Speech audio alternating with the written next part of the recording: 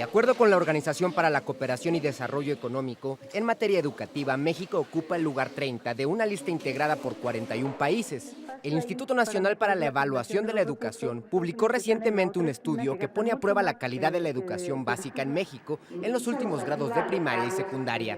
Los resultados que arrojan los exámenes sobre la calidad educativa aplicados por el organismo indican que la mitad de los estudiantes de sexto año de primaria, según la media nacional, tienen un conocimiento sobre el español apenas básico y el 18% se encuentra por debajo de ese nivel.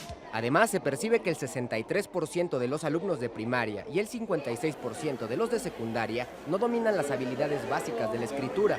En el apartado de matemáticas básicas, los resultados arrojan que el 17.4% de los estudiantes de primaria carecen de los conocimientos fundamentales, un porcentaje que aumenta hasta el 51% en la educación secundaria. La media nacional es muy elocuente en su cálculo. Más de la mitad de los alumnos se encuentran por debajo del nivel básico de aprendizaje. Sin duda, la calidad de los docentes juega un papel indispensable en el aprovechamiento escolar. Este estudio evidencia que el común denominador de la educación es la inequidad entre escuelas públicas y privadas. En conclusión, tanto los alumnos de primaria y secundaria salen de las escuelas con escasas herramientas, habilidades y conocimientos que la educación básica les debiera proporcionar.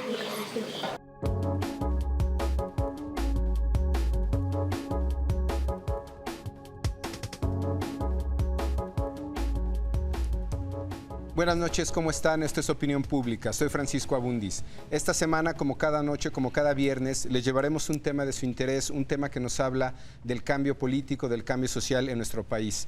Creemos que el tema de esta noche nos atañe, como los otros que hemos tratado aquí. De lo que se trata de ver en este programa es qué piensan los mexicanos de temas como el aborto, la prostitución, la pena de muerte, actitudes hacia la donación de órganos. Esta noche el tema es qué piensan los mexicanos de la educación y cómo están evaluados los mexicanos en este tema que nos debe de preocupar a todos. Hanna, ¿cómo estás? Buenas noches. Hola Paco, buenas noches. Contenta de tratar el tema de la educación, pues definitivamente la educación es un asunto capital y al parecer una de las asignaturas pendientes en nuestro país. Qué bueno que nos acompaña esta noche en la Opinión Pública. En una sociedad con tantas desigualdades como la nuestra, solamente una verdadera educación de calidad a la que tengan acceso todos los mexicanos hará que estas desigualdades se acorten. Mejor y más educación, mejores y más oportunidades para todos. Hoy queremos tratar temas como la calidad de la educación en México, las diferencias, si es que las hay, entre la educación pública y la privada, quién debe y cómo se debe de administrar la educación y, claro, el papel de los maestros y los sindicatos. Y nos acompañan esta noche en el estudio 4 expertos en el tema. Está el diputado federal Miguel Ángel Jiménez, que ahora en su calidad de diputado tiene la idea de impulsar un gran proyecto de mejoramiento educativo. Buenas noches, Miguel Ángel. Bienvenido. Buenas noches, Paco. También está con nosotros el doctor Eduardo Bakov, director de medición y pruebas del Instituto Nacional para la Evaluación de la Educación en México. Bienvenido, gracias. Muy buenas noches, gracias. Buenas noches, Paco. ¿qué tal? El doctor Eduardo Andere, profesor del Departamento de Estudios Internacionales del ITAM, gran crítico del sistema educativo mexicano. Hola, bienvenido, Hola. gracias. Sin el gran, si le dejamos crítico, está bien. Y por supuesto, tenemos el gran honor de que esté con nosotros la doctora Silvia Ortega, administradora federal de los servicios educativos para el Distrito Federal. Doctora, buenas noches. Buenas noches, muchas gracias por la invitación. Gracias. Digamos que usted es la responsable de la educación en esta entidad federativa. Vamos a ponerlo así. Vamos a ponerlo así. Bueno, pues para arrancar esta noche, Paco, ¿con qué pregunta? Nos queremos referir primero precisamente al estudio que publicó el Instituto Nacional para la Evaluación de la Educación, que ha generado algún ruido por los datos que nos reporta. En un primer gráfico que vamos a ver en pantalla, que están los resultados del porcentaje de alumnos a nivel nacional por nivel de competencia, en el caso de la materia español, que evaluado entre alumnos de sexto de primaria, un 6.6% reporta, casi 7, un nivel avanzado de su manejo del español, luego un 24.6, un nivel medio, y un nivel básico de 50.8. La parte que está muy preocupante, suponemos para buena parte de la población, es que por debajo del básico está el 18%. Ese es un primer dato. Si vamos a evaluaciones de tercero de secundaria, tendríamos tal vez más razones para preocuparnos porque vemos que los datos son, digamos, en términos de calidad educativa un poco más preocupantes. Avanzado solamente está el 5.3 o 5%, medio 23.7%, básico 38.3%, pero por debajo del básico está prácticamente 14 puntos por arriba de la evaluación de primaria, que es 32.7%. Si nos puede hablar un poco de esto, doctor Bakov, de cómo se hizo la medición y qué le dicen a usted estos números. Bueno, Paco, en breve te podría decir que estas pruebas que por primera vez se utilizan en México son pruebas que les llamamos que están alineadas al currículum nacional, es decir, que miden los contenidos específicos que se esperan que los estudiantes, en este caso de sexto de primaria y tercero de secundaria, puedan lograr manejar al fin del ciclo escolar al que se refiere. La evaluación, para que sea más fácil su comprensión, se ha dividido los resultados en 4 niveles de desempeño que tú acabas de mencionar. Y efectivamente el punto base para nosotros es cuántos alumnos o qué porcentaje de estudiantes están por debajo del nivel básico de desempeño, es decir, que no cubren los mínimos requisitos que un especialista, un docente pudiera esperar que cualquier estudiante al salir de la primaria o de la secundaria debiera de cumplir. Yo creo que la gente que nos está viendo se está preguntando qué es básico, qué se espera para un alumno de sexto de primaria, qué se espera para un alumno que sale de tercero de secundaria. Mira, en términos muy generales, básico sería aquellos conocimientos y habilidades, en este caso del español, que te permiten manejar, comprender el lenguaje en su, digamos, aspecto esencial. Y tiene que ver con el uso del lenguaje escrito también, con la comprensión lectora y con las reglas gramaticales más elementales y simples que se aprenden en la primaria. Eso sería, en el caso del español, lo que nosotros consideramos básico. Por abajo del básico es quienes no logran, digamos, tener una comprensión mínima de lo que leen, quienes no logran producir un texto apropiadamente, digamos, con las reglas elementales de la ortografía. ¿Sujeto, verbo y predicado? Pues digámoslo así. ¿Qué tan graves son estos datos, Eduardo? Yo creo que lo que te puedo decir en términos de la situación educativa en México, independientemente de estos datos o de otros datos, de otros estudios o de otras evaluaciones que ha realizado tanto el INE como la SEP o como evaluaciones internacionales, lo que podemos decir es que México está cuantitativa y cualitativamente rezagado, sobre todo en la parte a partir de la secundaria, ¿no? Estamos realmente empezando en México a hacer evaluación. Como acaba de decir Eduardo, esta es la primera evaluación de esta naturaleza, ¿no? Y estamos en el año 2006. Cuando evaluaciones sistemáticas no sé si exactamente de esta misma naturaleza, pero sí con el objeto de medir el grado de avance o de rezago del sistema educativo de los países, en muchos países lo vienen haciendo desde los años 60, ¿no? O sea, nosotros realmente estamos empezando con una evaluación sistemática, bien formada, con gente muy profesional. Antes se hacían evaluaciones por parte de la Secretaría de Educación Pública, pero no hubo una continuidad metodológica.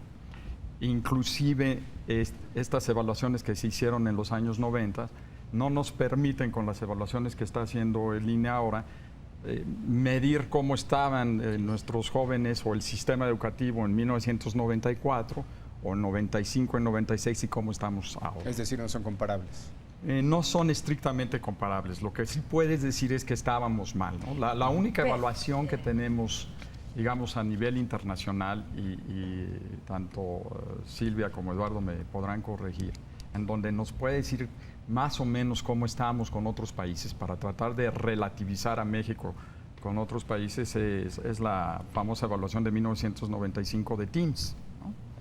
Que fue una evaluación ordenada y buscada por la Secretaría de Educación Pública ante una agencia internacional de evaluación educativa, pero también fue una evaluación cuyos resultados la misma Secretaría de Educación Pública no publicó. Eduardo, un poquito para ser más específicos, lo que estás diciendo es que el 18% en sexto de primaria esté por abajo del básico, ¿no nos puede decir mucho en el sentido de que no sabemos cómo estaban antes? Claro. ¿O este 18 y este 32% Esto nos que está están por abajo diciendo, del básico uno, no sabemos con algo? esta medición cómo estaban antes y si realmente hay unas mejorías o no en esta evaluación concreta. Lo que sí sabemos es que estamos mal, ¿no? Independientemente de que si es 18, 23 o 24, porque muchas evaluaciones coinciden en decirnos que estamos mal, ¿no? tanto a nivel nacional como a nivel internacional. Y apenas estamos empezando con una metodología comparable, sistemática, que nos permitirá decir dentro de quizás 5 o 10 años, por una década, cómo está evolucionando el sistema educativo. Entonces, Doctora, estamos en los pañales, ¿no? Doctora, como funcionaria federal, ¿este tipo de datos a la SEP le dicen algo, que tiene que empezar a trabajar en algo, que va por buen camino? ¿Cómo interpreta la Secretaría de Educación Pública estos datos? Mira, yo creo que no es sorpresa para nadie, para los funcionarios, para el propio instituto, el resultado que se ha obtenido. Pienso que hay más cosas que sabemos a partir de este informe y que ayudan a calibrar las decisiones que hemos hecho. Yo te puedo hablar específicamente del Distrito Federal. Es la mejor entidad en desempeño, pero es obvio, porque es la que tiene el índice de desarrollo humano más alto. Es una entidad que tiene muchos privilegios, pero también los mayores contrastes. Muchos privilegios porque estos niños defeños son muy diversos, están sometidos a todos los estímulos de la contemporaneidad y tienen un conjunto de problemas también que hemos decidido atender de manera, yo creo que muy enfática. Me refiero a las condiciones de violencia, a la tendencia a la adicción, a la inseguridad. Esto diría, perdón, en alguna forma que no es solo un tema de educación formal, sino tiene que ver mucho con contexto familiar, contexto social, toda la parte formativa. Por supuesto, Paco. Y creo que la apuesta ha sido buena y se ve reflejada, no tanto en estos resultados, que tiene razón Eduardo, no son comparables hacia atrás. Sin embargo, hemos hecho énfasis en algunas mediciones, no con el INE, alguna con el INE, escuela por escuela y estudiante por estudiante, porque me parece que ahí está realmente la posibilidad de mejora. ¿Y qué hemos encontrado? Que estas circunstancias que rodean a los estudiantes, a sus familias y a los entornos en los que están las escuelas, influyen de manera muy importante en la posibilidad de logro. Es decir, parte de lo que sabemos además por este estudio, por lo que observé en los resultados, nos ayudan también con los determinantes que está explicando que tengamos mejores o peores estudiantes. En la parte política, Miguel Ángel, ¿tú cómo ves? ¿Qué hacemos? ¿Cuál es la propuesta de los partidos? ¿Cuál es el debate? ¿Qué hacemos con estos números? A mí me preocupa particularmente esta idea de que esté 14 puntos por arriba la deficiencia de primaria a secundaria, lo cual diría que entre más avanzamos, peor es la educación. O que los niños no salieron bien preparados de primaria y entonces no pueden construir, no hay bases sólidas para seguir construyendo conocimiento en ¿Cuál secundaria? es el diagnóstico del partido que en principio se dedica a los temas de la educación? La gran causa del Partido Nueva Alianza es la educación. No, realmente yo creo que es muy importante poner en perspectiva este tipo de estudios. Son valiosísimos, no solamente para la elaboración de la política pública, sino es muy importante socializar este tipo de datos, porque yo creo que lo más importante es concientizar a México que el gran tema para el desarrollo nacional es la educación. Si no hay educación no vamos a tener ninguno de los beneficios del bienestar, no vamos a poder crecer económicamente, no vamos a poder generar mayores niveles de bienestar, de individualidad, de generar una cultura de mérito, una cultura de la individualidad.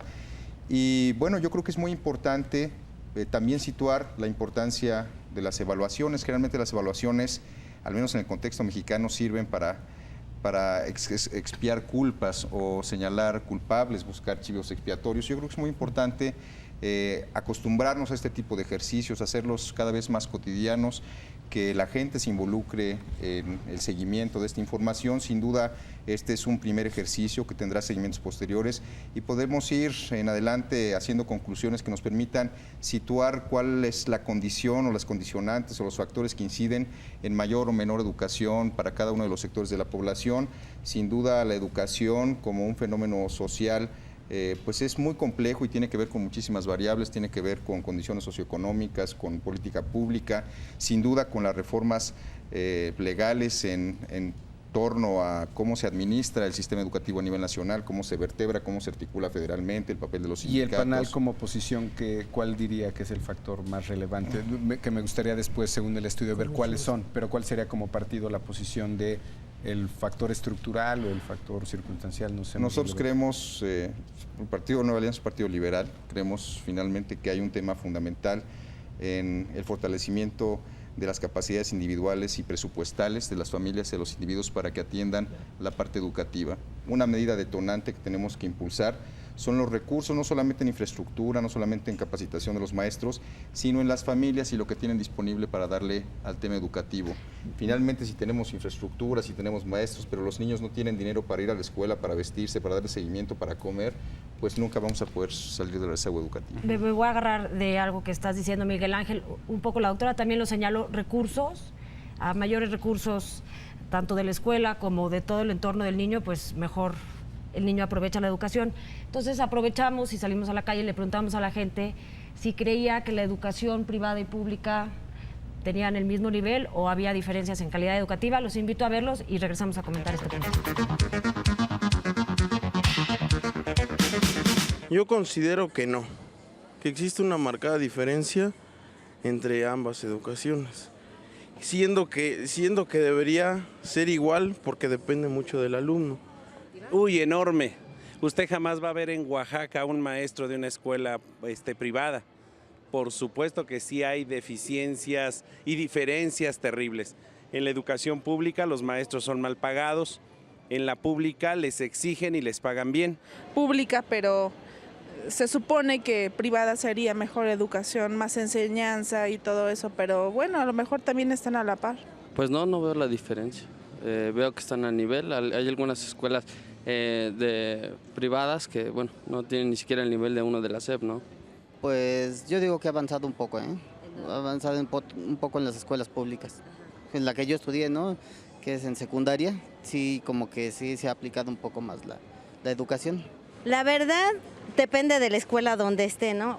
Yo siento que la estabilidad de la primaria es importante para ellos porque de ahí es el pilar para seguirse los demás estudios y posteriormente les cuesta menos trabajo las demás materias ya en secundaria.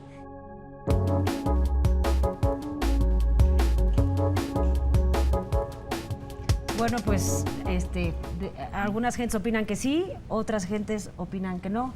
La gente que dice que la educación privada es mejor, básicamente se refiere a que los niños tienen mayores oportunidades en cuanto a un segundo idioma como inglés, en cuanto a deportes, computación, clases de moral, ese tipo de cuestiones. ¿Qué opinan? Eduardo va a opinar en función de su estudio. Es que está muy bien. Yo soy partidaria con Miguel Ángel de tener estas evaluaciones sistemáticas y sí, también de pedir cuentas. No me parece que solamente son para lamentarnos, ¿no? Hay que pedir cuentas, no buscar chivos expiatorios, pero sí explicaciones y ya hay que reformular las políticas. En el caso del Distrito Federal, que es de lo que yo más o menos me hago cargo, la verdad es que el progreso se puede constatar, no en esta estadística, no respecto de el pasado o a lo largo del tiempo, pero en otros ejercicios que tenemos sí. Es el caso del CIME, es nuestro reporte escuela por escuela en base a un examen estandarizado en donde vemos una curva creciente. Perdón, ¿y este es solo para el DF?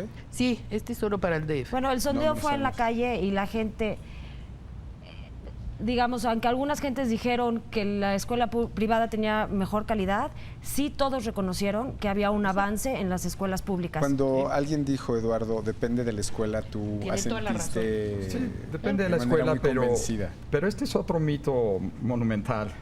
de que la escuela privada es mejor que la escuela pública. En realidad, que los muchachos salgan con mejor evaluación en la escuela privada no quiere decir que la escuela privada sea mejor que la pública. Por eso le preguntaba a Eduardo al principio si las muestras estaban controladas o estratificadas por nivel socioeconómico. No tenemos muchos datos porque estamos empezando, pero por ejemplo en PISA sí hicieron ese tipo de análisis y cuando le aplican el factor del origen socioeconómico de los estudiantes, las escuelas públicas mexicanas, para sorpresa mía y yo creo que de muchas personas, salieron mejor que las escuelas privadas. Cuando se pondera por... Cuando se ajusta por el nivel socioeconómico. Me voy a tener que ir a corte, entonces, pero es que no puedes irte a corte ahorita porque es muy importante. Lo que estás diciendo, si no me equivoco, es que no es importante si vas a una escuela pública o vas a una escuela privada, sino el entorno que traes, el nivel sociocultural. Te lo voy a decir con una frase vienes. de alguien más de hace 100 años, pero si quieres después del corte. Bueno, entonces no nos dejen porque aquí nos dejaron pendientes con una frase. También cuando regresemos queremos conocer las opiniones de los demás, escuela pública o escuela privada, y tenemos más cuestionamientos y más respuestas. Esto es Opinión Pública, estamos hablando de educación.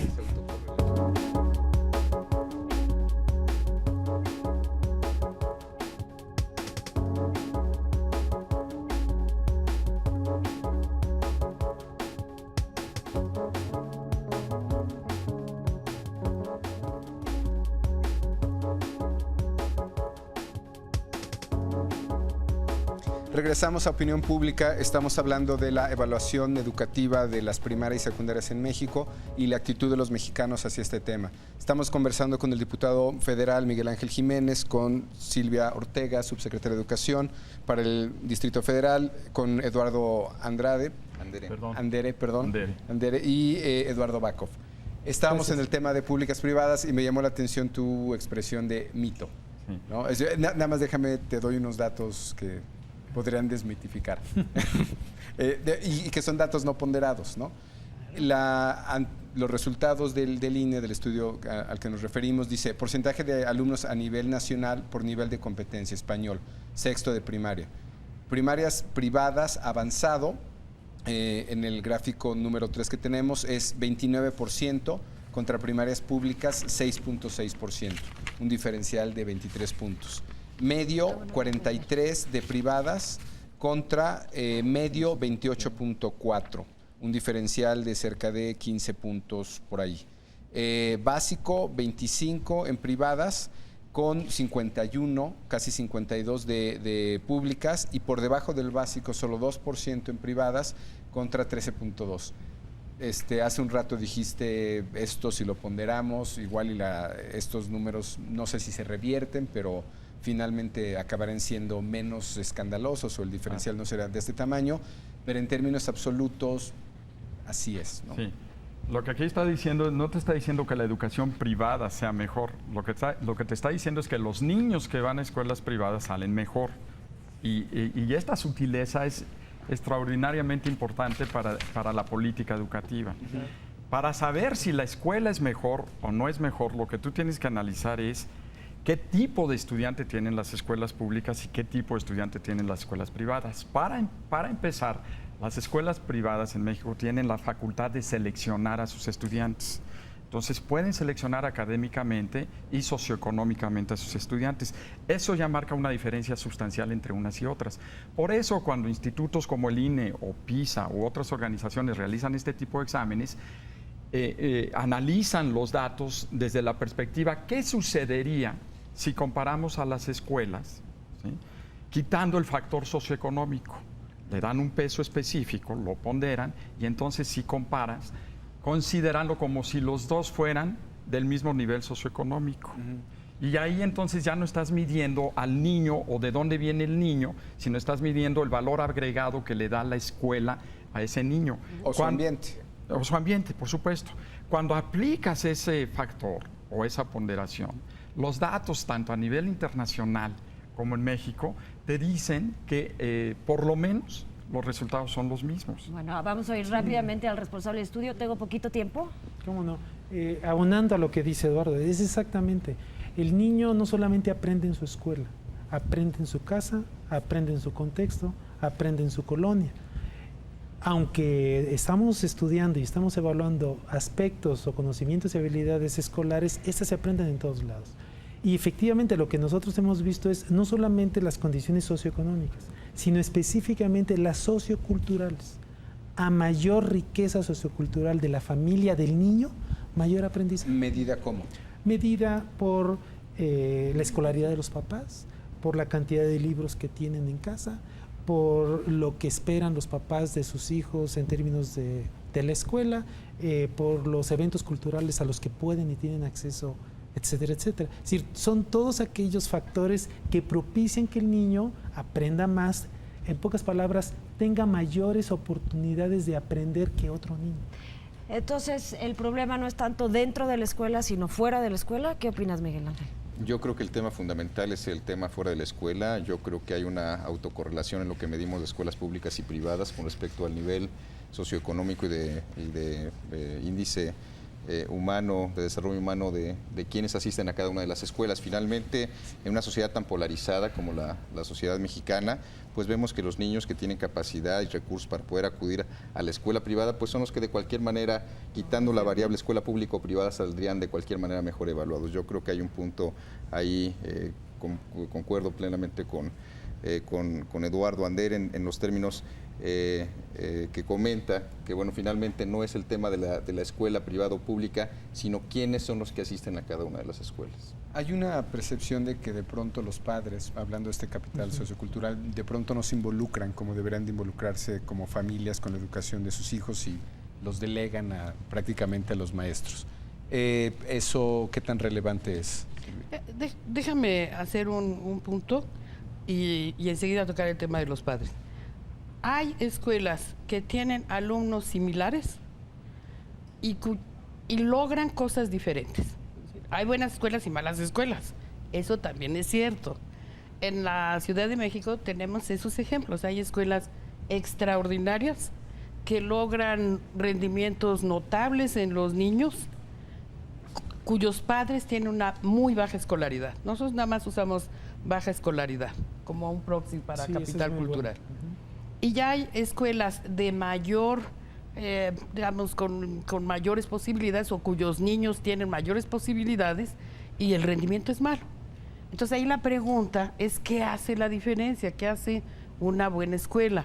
Lo que hemos encontrado es un director muy bueno, que decide cosas, una comunidad de práctica, es decir, donde los docentes se ponen de acuerdo, trabajan juntos, unos padres, y estamos hablando de padres urbanos, y estamos hablando de hogares en donde el 20% son jefas de familia, solas, en fin, pero donde el papá o la mamá están cercanos, sí. Y un ambiente sano, cálido, seguro, estimulante. Vamos a volver a este tema, doctora. Ahorita quiero pasar a una sección, les voy a hacer 5 preguntas, cada uno necesito que me responda. Quisiera que la respuesta fuera breve, sino y rápidamente el porqué para que nos dé tiempo a todos. Empiezo, Eduardo, contigo. ¿Quién debe de administrar la educación, los estados o la federación? Las escuelas. ¿A qué te refieres? Más abajo de los estados. O sea, tan cercano como estemos a la escuela, a la realidad del día de la educación, ahí debe de estar la autoridad educativa. Es decir, deberíamos de tener una especie de Board of Education como tienen los Cada escuela debe de decidir lo que se hace y cómo se hace. Tan cercano a la escuela como sea posible, tan cercano a la escuela como sea posible y como te lo permita tu realidad. La realidad de México no nos permite ahorita nada porque tenemos un sistema educativo extraordinariamente centralizado y monolítico que no permite este tipo de autonomía. Hay muchísimo debate y discusión si son o no son autónomas y si los programas de la administración Fox van en el camino de la autonomía escolar y de las decisiones a nivel de la escuela o no. Yo pienso que no, yo pienso que vamos para atrás. Pero tú crees que pero después ser volvemos a eso, pero yo creo que el camino debe ser acercar la autoridad mucho más a la escuela de lo que está. Miguel Ángel, ¿quién debe de administrar la educación, Estado o Federación? Municipios. Yo creo que tenemos que apuntar en el mismo sentido.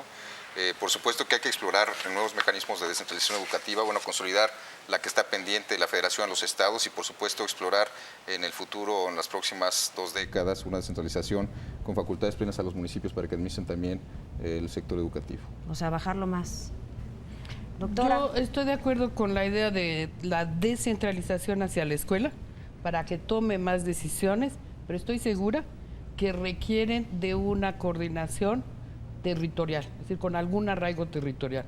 No estoy segura que municipios. ¿Qué es sino municipio?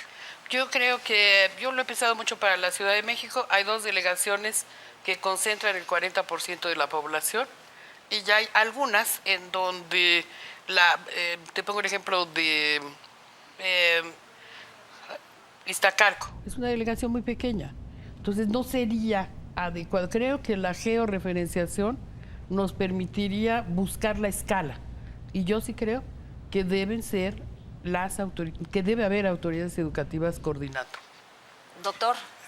Bueno, yo apoyaría ambas posiciones. En términos de lo que dice Silvia, es correcto. Tiene que haber cierta descentralización o una gran descentralización para ciertas funciones que hace la escuela, como la administración, digamos, de su propio personal, la contratación, el despido de su propio personal, pero debe de haber también una centralización en términos de los contenidos curriculares, de la evaluación, de la administración a gran escala, vamos a decir. No diría yo que todo se debe descentralizar a nivel de escuela, ni que todo se debe de quedar centralizado. ¿Cuál es la unidad óptima entonces? Pues un poco en el sentido de lo que decía Silvia, habría que buscar, digamos, para México, bajo las condiciones que también Eduardo mencionó, no nos podemos comparar con los finlandeses, que seguramente tienen una descentralización por escuela por escuela, pero nuestra condición social es distinta. Entonces tendríamos que ir buscando ese camino a ir descentralizando lo más que se pueda, acercándonos lo más que se pueda a la escuela, pero no de golpe y no entre las condiciones que en este momento tenemos. Siguiente pregunta. ¿El proceso de descentralización educativa ha elevado o no el nivel educativo en los estados? No tenemos datos, porque precisamente apenas empezamos a evaluar. Pero mi impresión es de que estamos en la parte más baja del nivel educativo de nuestros competidores. Y hace 10 años lo peor que podríamos haber estado es estar en la parte más baja. Entonces, seguimos igual. ¿A qué te refieres con que estamos en la parte más baja de nuestros competidores?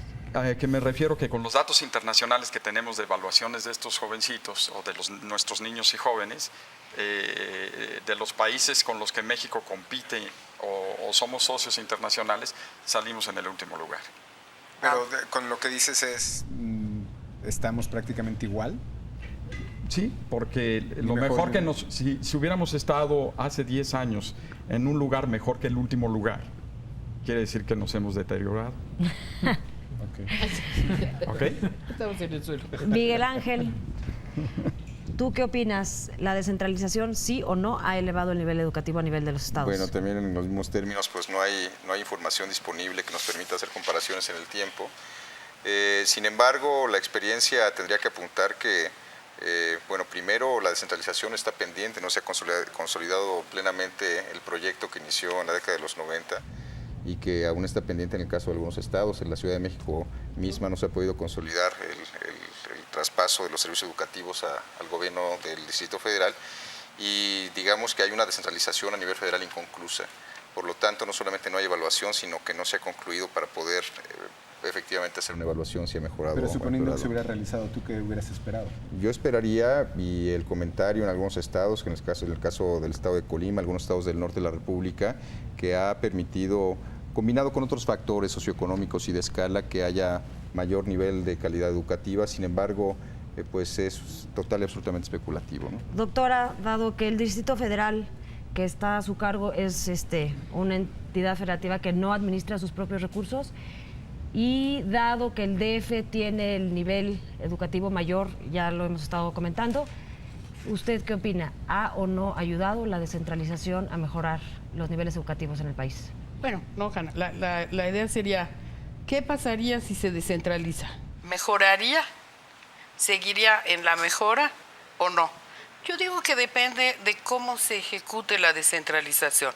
Estoy de acuerdo que no hay evidencia de si mejoran los niños o no, pero sí hay evidencia, el último estudio del Banco Mundial indica que, y tú lo comentaste en alguno de tus artículos, que se trasladaron muchos problemas a las entidades y que eso seguramente no ayudó a los estudiantes a mejorar.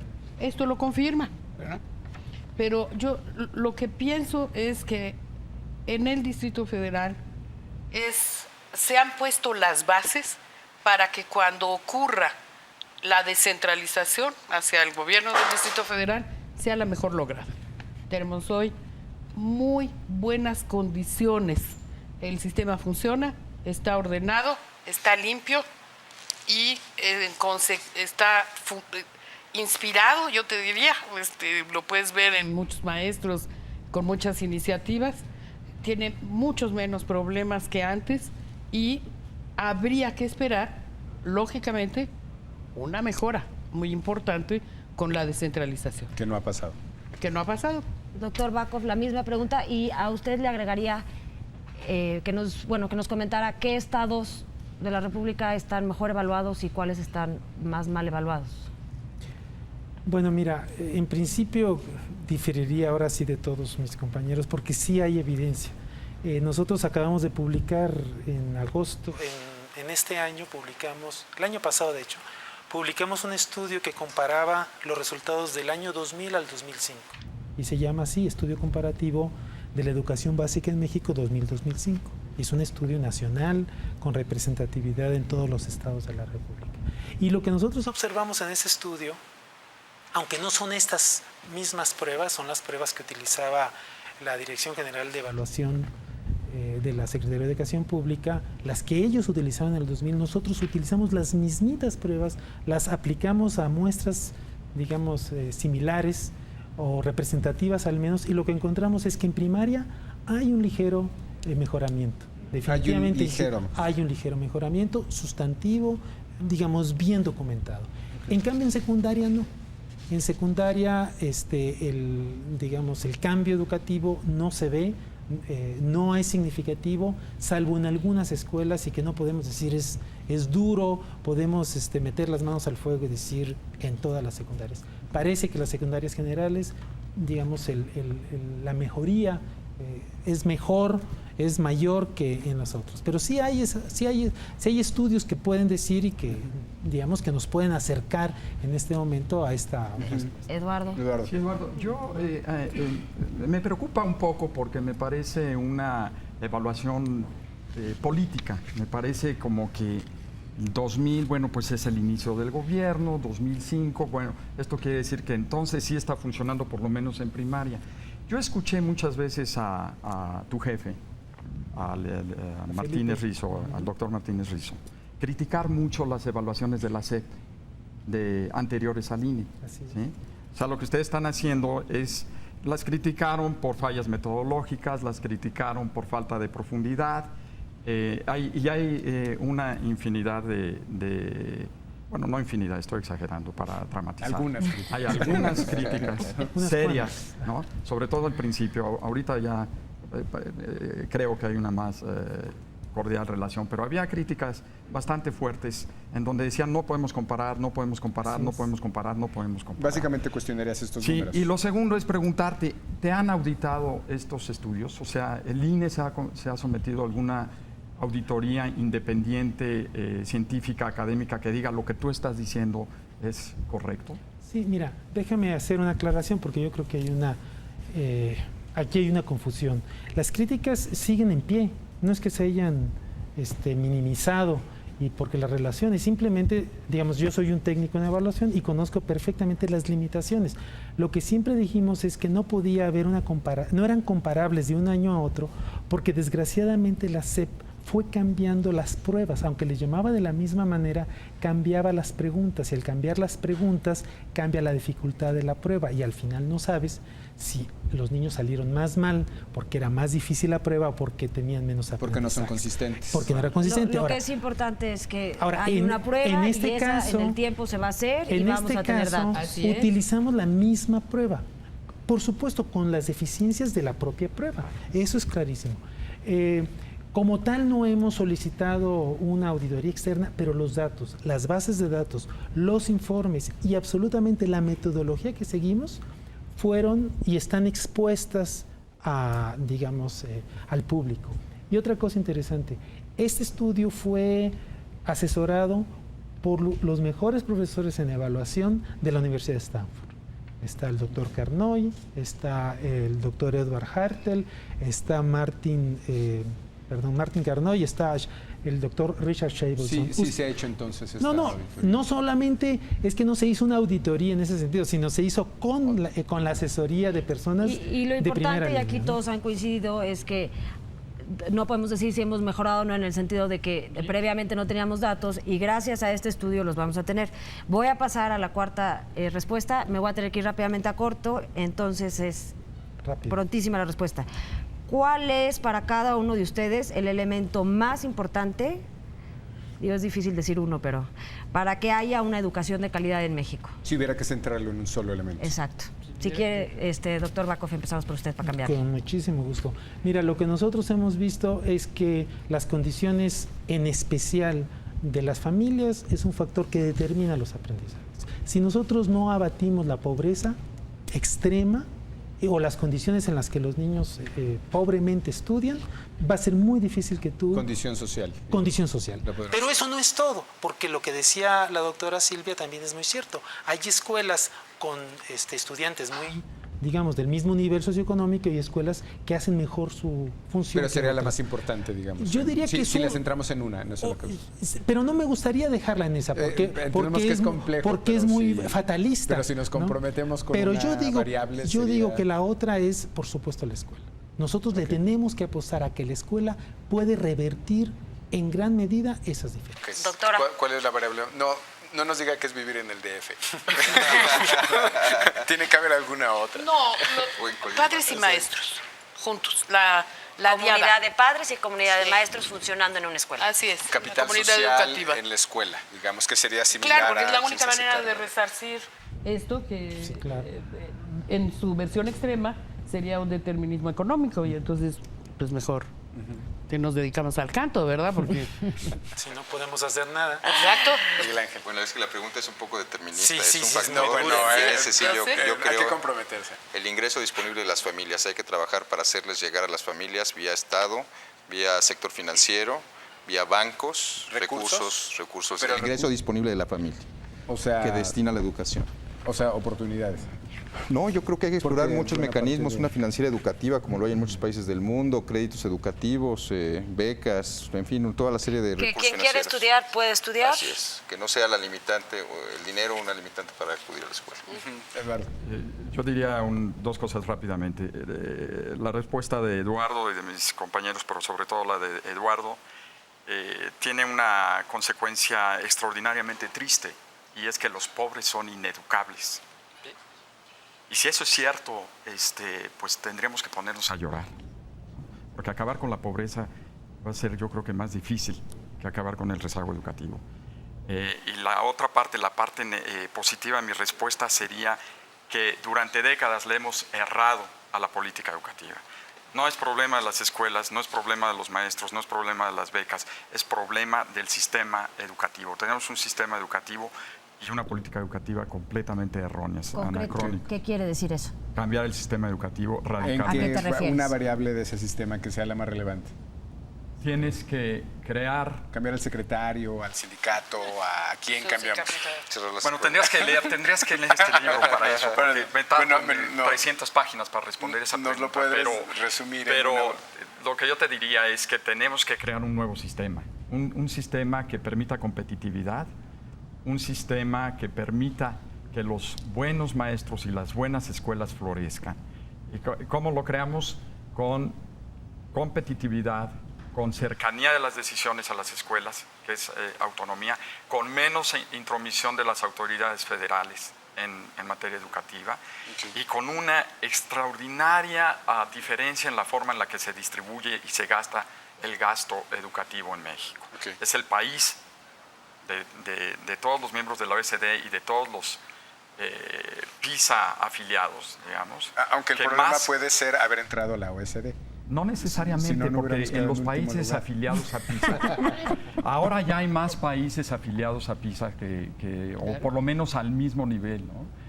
México, por lo menos hasta el 2003, era el país que el gasto educativo, que la mayor parte del gasto educativo se concentraba en el rubro de remuneraciones a sueldos y salarios. Perfecto. Cercano al 96 Aquí lo dejamos, y 97%. me voy a tener que ir a un corte. Cuando regresemos vamos a hablar de este punto, maestros, sindicatos, y pues ya se va a acabar el programa. No nos deje, esto es Opinión Pública, estamos hablando sobre el tema de la educación en México.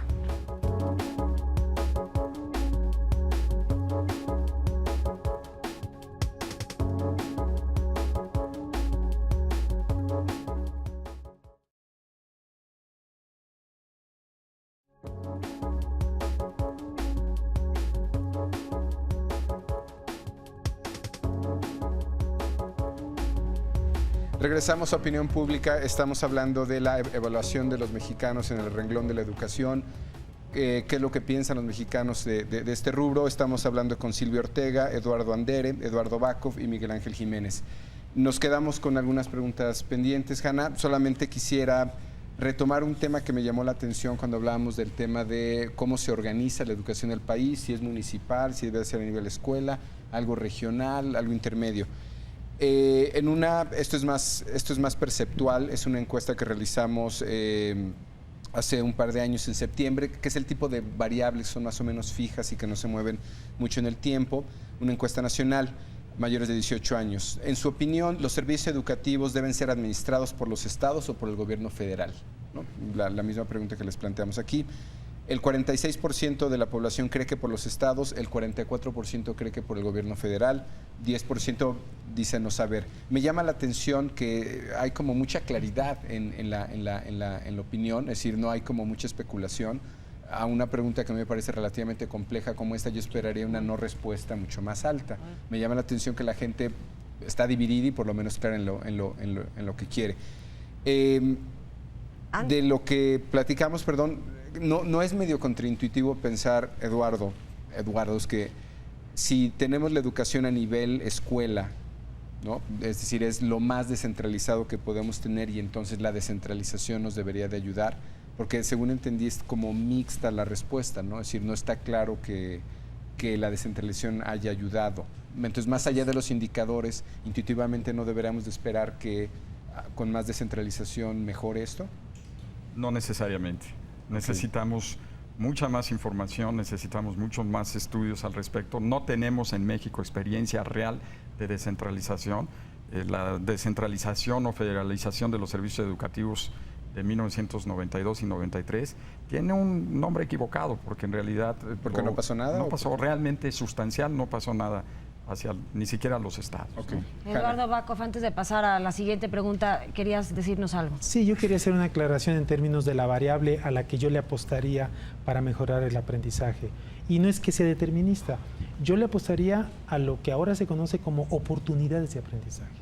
El niño va a aprender más entre más oportunidades de aprender tenga, pero esas oportunidades están tanto dentro de la casa como dentro de la escuela y en la sociedad donde vive.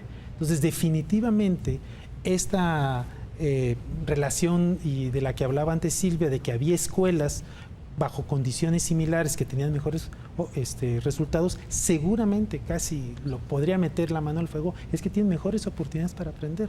Esa es la variable. Ahora, ¿cómo hacer para que los niños pobres tengan igualdad de oportunidades de aprender que los niños en mejores condiciones? Es algo que la escuela y el sistema educativo tienen que resolver. Okay. Esto lo resolvieron en un distrito en Estados Unidos, que es el único que yo conozco, en el que obligan a las escuelas a distribuir a los estudiantes según su nivel socioeconómico. Y estudiantes de nivel socioeconómico más bajo tienen que ir a escuelas de nivel socioeconómico más alto. Y de esa manera aseguras la oportunidad para el aprendizaje. Aunque según entiendo ha habido bastantes fracasos en escuelas de cártel, ¿no? Es cártel. Estas escuelas de charter no tienen que ver con esto. O sea, tú por donde vives te corresponde en un distrito, pero la escuela a la que vas a ir es esta otra, porque ahí va a haber mejores oportunidades. La idea es esa, exactamente. La idea es esa, que no es exactamente pero los hay otros escuelas modos, charters, ¿no? Hay otras maneras. Una que a mí me gusta particularmente, hablando de descentralización, es la de las zonas educativas prioritarias, en donde concentras lo que traes de la política social, nutrición, préstamos, vivienda, en fin, y una atención esmeradísima de carácter educativo que implica la concentración de padres y maestros. Esas zonas que hay en Francia, que hay en Buenos Aires, que hay en Alemania, en Buenos Aires, que no en toda Argentina, me parece que son ejemplos que se están empezando a aparecer algunas de nuestras zonas en la ciudad. Finalmente creo que todos coinciden, de alguna u otra manera, palabras más, palabras menos, pero todos creo que estamos de acuerdo. Siguiente pregunta. De definición sobre actores. Bueno, sí, definición del elemento más importante para elevar el nivel educativo en México. Y la siguiente pregunta, voy a empezar contigo, Miguel Ángel. Informe. No. Bueno, pero dado que eras bueno, eres presidente del PANAL y la relación con la maestra Elbester Gordillo y demás. La pregunta es, ¿los sindicatos obstaculizan o no a elevar el nivel educativo en México? ¿Obstaculizan o contribuyen?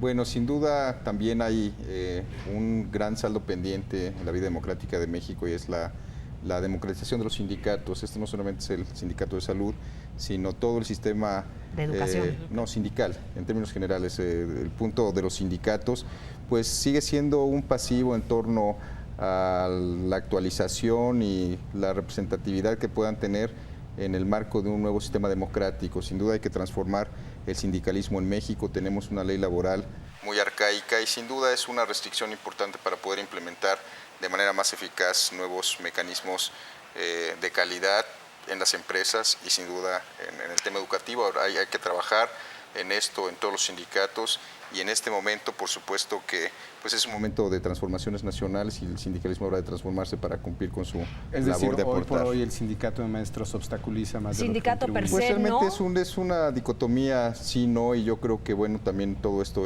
claroscuros aportará su parte, tendrá sus si pasivos. Si lo tuvieras que graduar dudas. y calificar en el claroscuro, ¿estás más del lado oscuro o del lado...? No, yo creo que mira, por ejemplo, en la parte sindical ha habido un avance importante en cuanto a la capacitación y retribución de los maestros. Ha habido una mejoría indiscutible que se refleja en el total del presupuesto federal, que el día de hoy, bueno, no solamente es un asunto claro que llevan una buena parte del presupuesto de la educación hacia los recursos humanos, hacia el pago de maestros trabajadores de la educación, y esto no quiere decir que, bueno, que esto sea malo, sino que eso quiere decir que no se invierte de igual manera en la parte de la infraestructura.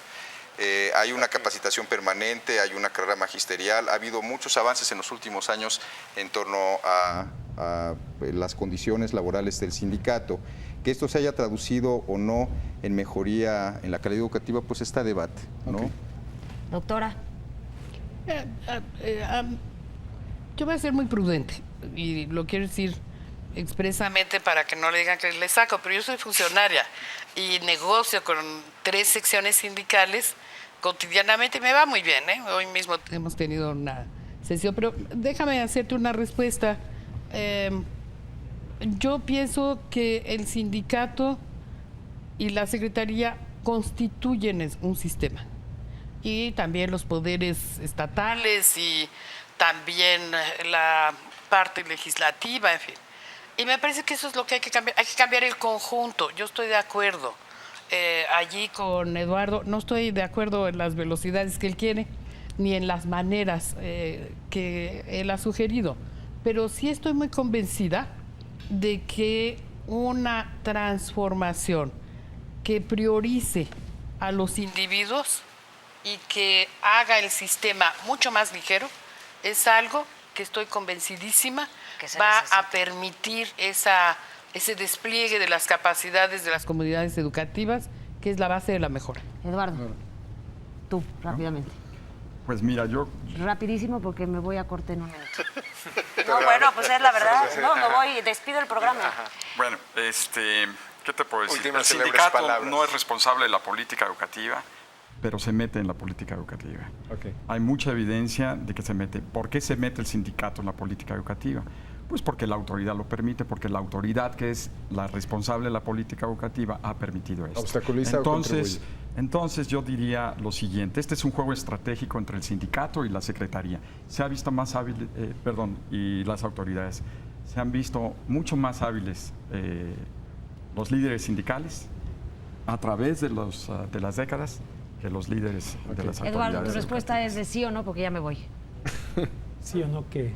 ¿Los sindicatos obstaculizan o contribuyen a la calidad educativa en México?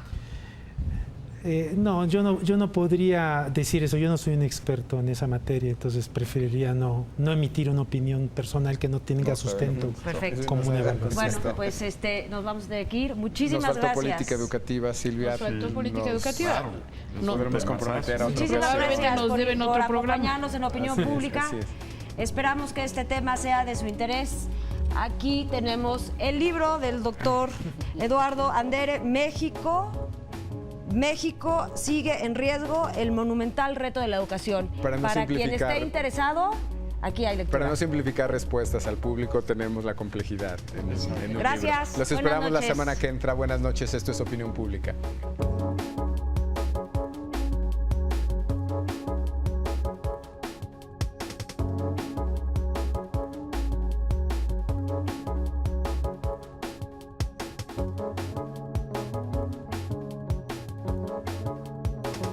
Está el de López Portillo, que dijo que iba a defender el peso como un perro.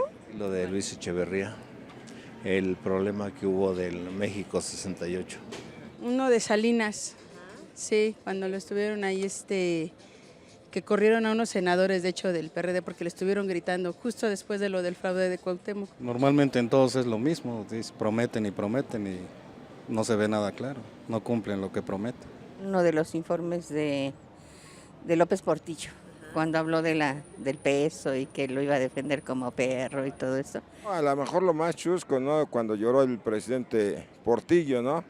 Expresidente.